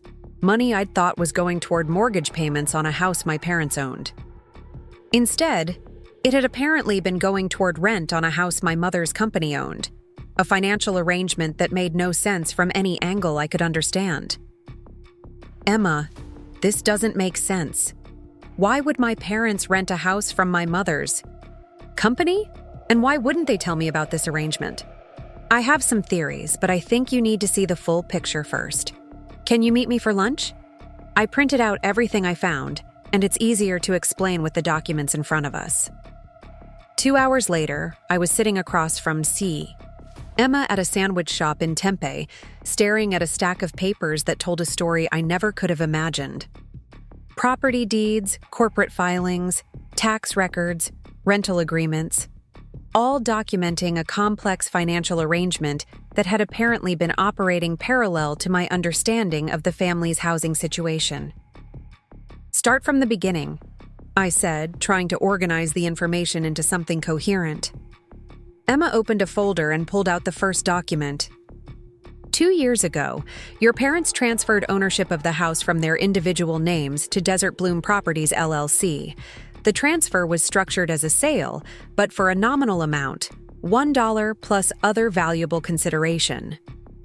She showed me the deed transfer, pointing to the signatures and the recorded date. This is a common estate planning technique. Parents transfer property to a family LLC to avoid probate and provide tax benefits. Nothing unusual about that part. But then why are they paying rent to their own company? That's where it gets interesting. Emma pulled out another document, this one labeled as a lease agreement. According to this rental contract, Desert Bloom Properties LLC leases the house to Robert and Linda Martinez for $1,200 per month. The lease has been in effect for 18 months. $1,200. I'd been contributing $1,800 each month toward what I thought were mortgage payments, while my parents were actually paying $1,200 in rent to a company they controlled. The $600 difference had been what? Profit? Management fees? Money that disappeared into the LLC's accounts for purposes I couldn't begin to understand? Where does my $1,800 go every month? That's the question, isn't it? Emma pulled out a bank statement she'd somehow obtained, though I didn't ask how. This is the Desert Bloom Properties LLC business account. Your monthly transfers show up here, along with the rental payments from your parents and several other income sources. I scanned the bank statement, seeing my familiar $1,800 deposits alongside other transactions that painted a picture I never could have imagined. Regular deposits from something called Martinez Family Trust, quarterly payments to CW Creative Services, and monthly transfers to personal accounts I didn't recognize. CW Creative Services, I said, pointing to the recurring payments. What's that? Emma's expression grew grim. Chloe's business entity. She incorporated it last year, apparently to handle her content creation income and expenses. The LLC has been paying her $1,500 a month as a consulting fee. The numbers hit me like physical blows. $1,500 a BI month to Chloe for consulting services while I was contributing $1,800 that I believed was going toward mortgage payments. My sister had been earning more from the family's financial arrangement than she'd ever made from her actual content creation, and I'd been funding it without knowing it existed. Consulting on what? According to the corporate filings, social media strategy and brand development for Desert Bloom Properties. Emma pulled out another document. The LLC apparently owns several rental properties around Phoenix, not just your family's house. Chloe's been hired to handle their social media, presence and marketing materials. I stared at the papers spread across the table, trying to process the scale of deception this represented. My parents hadn't just hidden a complex financial arrangement from me. They'd created an entire business structure that depended on my monthly contributions while simultaneously paying my sister for services I'd never heard of. How many properties does the LLC own? 7, from what I can tell. Single-family homes in middle-class neighborhoods, all purchased within the past 3 years.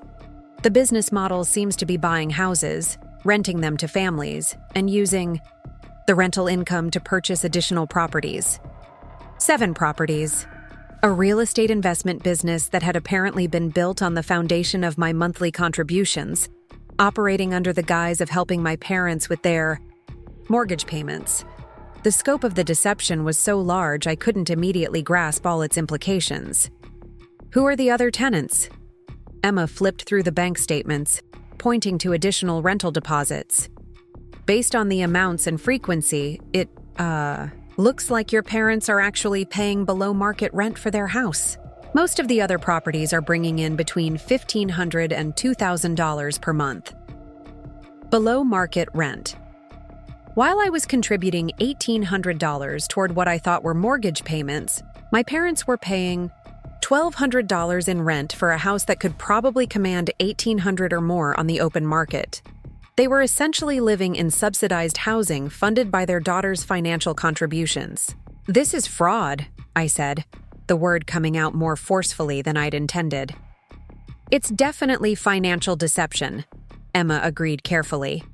Whether it rises to the level of legal fraud would depend on exactly how your contributions were solicited and what representations were made about how the money would be used. I thought back to the original conversation 4 years ago, when Mom had called me in tears about Dad's injury and their inability to make the mortgage payments. She'd specifically said they might lose the house if they couldn't keep up with the monthly mortgage obligations. She'd used words like foreclosure and financial crisis and temporary help until Dad recovered. They told me they were facing foreclosure, I said. They said they needed help with mortgage payments to keep from losing the house. And instead, they were operating a rental business that used your contributions to fund property acquisitions and pay your sister a consulting salary. The betrayal was so comprehensive it felt surreal. Not only had my family lied about their financial situation, but they'd built a profitable business around that deception. While I was sacrificing my own housing situation and career opportunities to help them through a crisis, they were using my money to build wealth and pay Chloe for fictional consulting work. My phone buzzed with a text from Mom. "Haven't heard from you since Saturday. Hope you're not still upset about the room situation." Chloe's first video in her new space got over 500 views. 500 views. Chloe's content was getting the same minimal engagement it had always received, despite the professional setup that had displaced me from my own living space.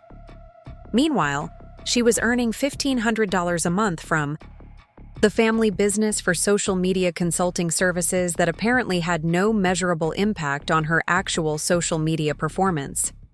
"I need to confront them," I said, gathering the documents Emma had compiled. "Are you sure you want to do that without legal representation? This is a complex financial situation with potential legal implications." But I was beyond the point of careful consideration and strategic planning.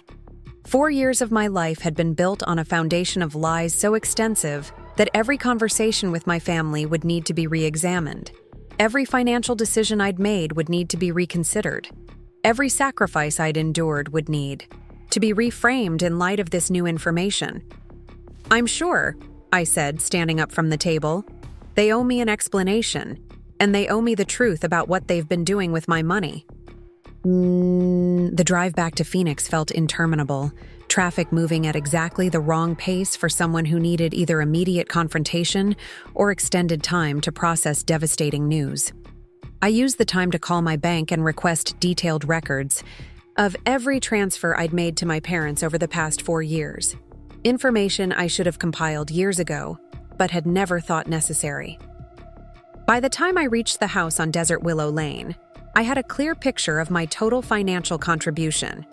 $96,400 transferred over 48 months, money that had ostensibly been used to prevent foreclosure on a family home, but had actually been used to fund a real estate investment business that generated income for other family members. The house looked different now that I knew it was rental property rather than the family home I'd been helping to preserve. The landscaping that I'd assumed was maintained out of homeowner pride was actually maintained to protect rental property values. The improvements and repairs I'd helped fund weren't investments in family security, but maintenance expenses for a business asset. I walked through the front door without knocking, a habit from 4 years of living there that felt strange, now that I understood my actual relationship to the property. Mom was in the kitchen as usual, preparing what looked like another celebration meal, and she looked up with the kind of bright smile that suggested she was still operating under the assumption that our Saturday conversation had resolved our differences. "Jessica, perfect timing. I'm making chicken fajitas, and I got that salsa verde you like from the Mexican market." The casual domesticity of the scene felt obscene, given what I'd discovered about the family's financial arrangements. She was preparing dinner in a kitchen that was part of a rental property owned by her business, funded by my monthly contributions, while paying her other daughter $1,500 a month for consulting services that had no apparent value. "We need to talk," I said, setting Emma's folder of documents on the kitchen counter. Mom's expression shifted as she recognized the serious tone and the official-looking papers. "What's all this?" "Property records for Desert Bloom Properties, LLC," I said, opening the folder to reveal the deed transfers and corporate filings. "Rental agreements for 4237 Desert Willow Lane, bank statements showing my monthly contributions and Chloe's consulting payments. The color drained from Mom's face as she realized how much I'd discovered. For a moment, neither of us spoke. The sound of sizzling onions from the stove creating an absurdly normal backdrop for a conversation about financial fraud and family betrayal. Jessica, I can explain. Explain how you've been lying to me for 4 years about where my money was going? Explain how you built a real estate business using my contributions while telling me you were facing foreclosure? Explain how Chloe's been earning $1,500 a month for consulting work while I was living in a converted garage? The questions came out in a rush. 4 years of confusion and accommodation transformed into clarity and anger. Mom turned off the stove and faced me with the expression she used for difficult real estate negotiations, preparing to manage a crisis that could no longer be managed through charm and misdirection. The LLC was for estate planning purposes, she said carefully. It protects the family's assets and provides tax advantages. Everything we did was legal and appropriate. Legal and appropriate, I repeated. Was it legal and appropriate to tell me you were facing foreclosure when you were actually operating a profitable rental business? Was it legal and appropriate to use my contributions to pay Chloe a consulting salary for work that doesn't exist? Chloe's work is legitimate. She handles social media and marketing for the properties. What social media? What marketing? I've seen her Instagram posts about her content creation career. There's nothing about real estate or property management or business consulting. Mom opened her mouth to respond, then closed it, apparently realizing that any explanation would reveal the fictional nature of Chloe's consulting role. The silence stretched between us, filled with the weight of deceptions that could no longer be maintained. "Where's Dad?" I asked. "He's at work. Jessica, please don't involve him in this. The LLC was my idea, my way of creating financial security for the family." Financial security for the family. The phrase that had been used to justify every sacrifice I'd made, every opportunity I'd foregone, every accommodation I'd accepted. But the family's financial security had apparently been built on my contributions, while excluding me from both the benefits and the knowledge of how my money was being used. How much money has the LLC made using my contributions? The question was direct enough that Mom couldn't deflect it with generalities about family support and estate planning. She walked to the kitchen table and sat down heavily, suddenly looking older than her 52 years. "The properties have appreciated significantly over the past 3 years," she said quietly. "Real estate values in Phoenix have been climbing, and we've been able to leverage the rental income to acquire additional assets." "How much?" "The current portfolio value is approximately $2.4 million. $2.4 million. A real estate empire built on the foundation of my monthly contributions, accumulated while I was deferring my own housing improvements and career opportunities to help what I thought was a family in financial crisis." The number was so large it felt abstract, disconnected from the $1,800 transfers that had seemed manageable as individual monthly expenses. "And my share of that $2.4 million is what, exactly?" Mom's silence was answer. "Enough. The LLC that had been built using my money didn't include me as an owner or beneficiary. I'd been funding someone else's wealth accumulation while living in increasingly inadequate housing and limiting my own financial opportunities. I want to see the operating agreement," I said. "I want to see exactly how the LLC is structured and who benefits from the profits." "Jessica, you have to understand. I understand that you've been lying to me for 4 years about the most fundamental aspects of our financial relationship. I understand that while I was living in a converted garage to help the family, you were building a multi-million-dollar business using my contributions. I understand that Chloe's been earning more from this fake consulting arrangement than I've been able to save for my own future." Each statement felt like a revelation, pieces of a puzzle clicking into place to reveal a picture that was far worse than I'd imagined when this crisis began with the simple matter of giving up my room.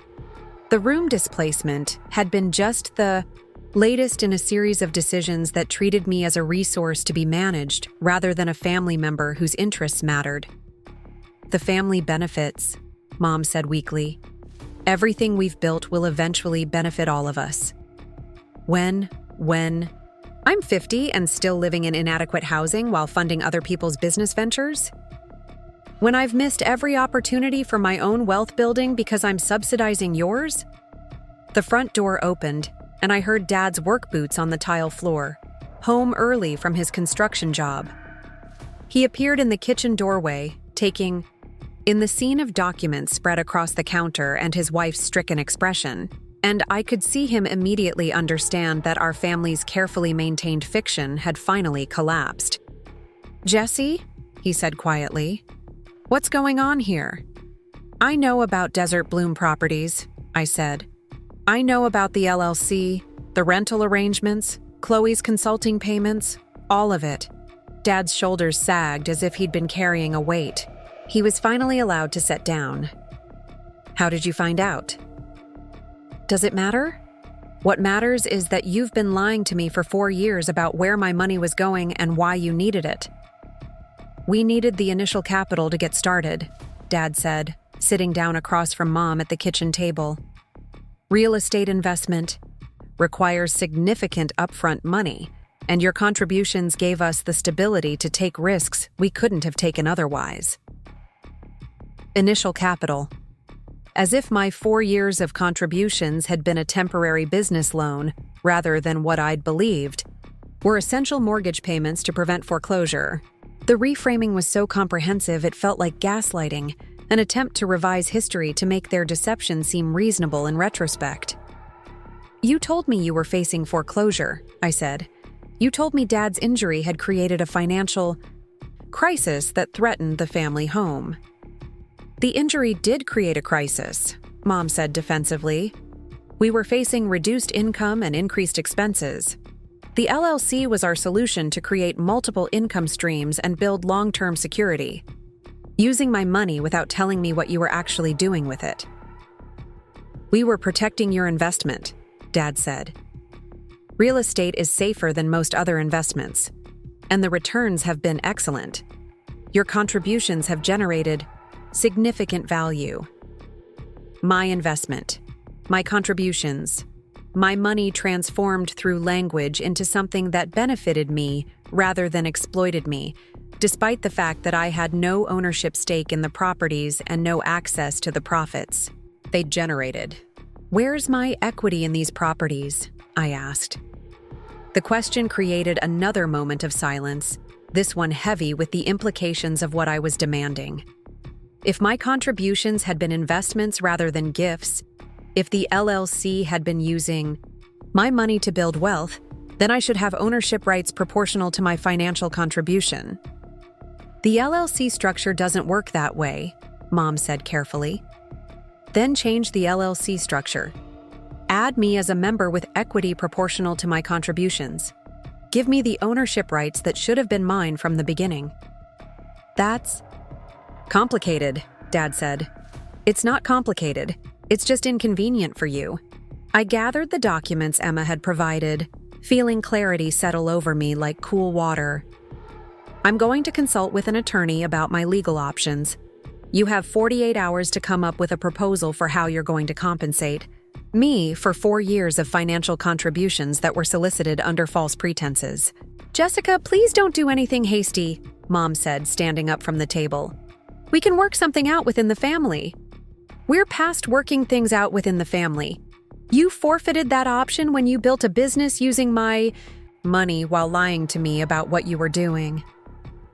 I walked toward the door that led to my former room, the space that had been given to Chloe while I was discovering that my entire relationship with my family had been built on financial deception. Through the window, I could see her recording equipment and lighting setup, the professional studio that had been purchased with profits from a business I'd unknowingly funded. "One more thing," I said, turning back to my parents. "I want to see every document related to the LLC. Operating agreements, tax returns, property acquisition records, everything. If you want any possibility of resolving this without legal action, You'll provide complete transparency about what you've been doing with my money. As I walked toward my car, I heard Mom call after me. Where are you going to stay tonight? The question felt absurd given everything I'd just discovered. After 4 years of being lied to about fundamental aspects of my financial relationship with my family, after learning that my contributions had been used to build wealth I had no claim to, after discovering that my sister had been earning $1,500 a month for fictional consulting work, they were worried about my immediate housing situation. I'm going to stay somewhere where people tell me the truth about money, I called back without turning around. In my car, I sat for a moment looking at the house that represented the most expensive lesson of my adult life. $96,000 spent to learn that family loyalty was not automatically reciprocal, that financial generosity could be exploited rather than appreciated, and that the people closest to you were capable of deceptions so comprehensive they could reshape your entire understanding of reality. My phone buzzed with a text from Chloe. Heard you were at the house. Did Mom show you my latest video stats? I'm finally starting to see some real growth. Real growth. While I'd been discovering that she'd been earning $1,500 a month for consulting work that didn't exist, she was celebrating minor improvements in her social media metrics. The disconnect was so complete, it felt like living in parallel universes.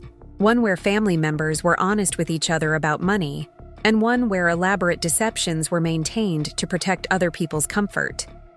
I started the engine and pulled out of the driveway, leaving behind the house that had never actually been my home, and the family that had never actually been honest with me about the most basic aspects of our financial relationship.